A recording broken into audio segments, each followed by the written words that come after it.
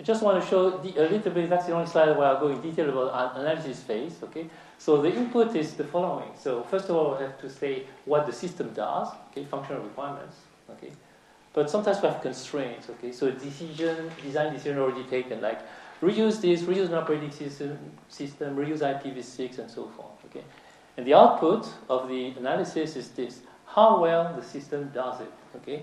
And if you look at the literature, how well the system does it, they mention those qualities: security, usability, data dependability, testability, maintainability, scalability, and so forth. Time to market cost.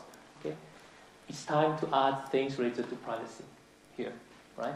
And to me, when we do privacy by design, we need to add the how well the system does it, privacy preservation, and there are some other qualities to add.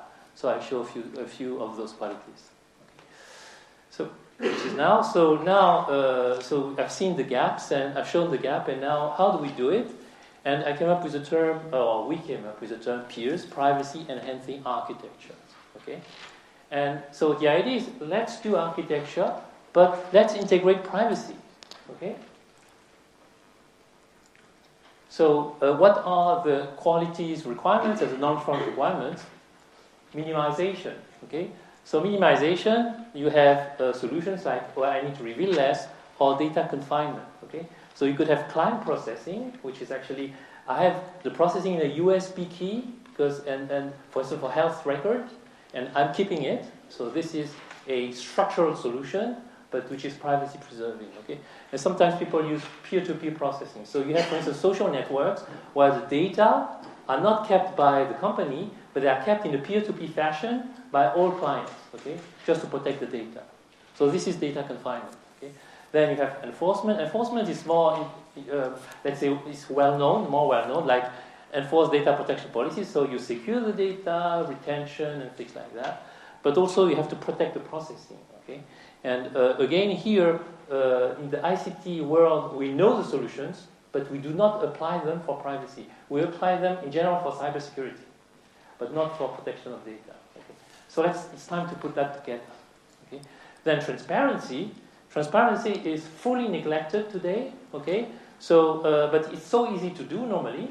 Okay. So we need to log the transactions, to log the modifications, and to protect the log data because you must not forge the log data. So that then later on, for accountability, you can go to the log data and say, okay, this is a proof that I can use at the core.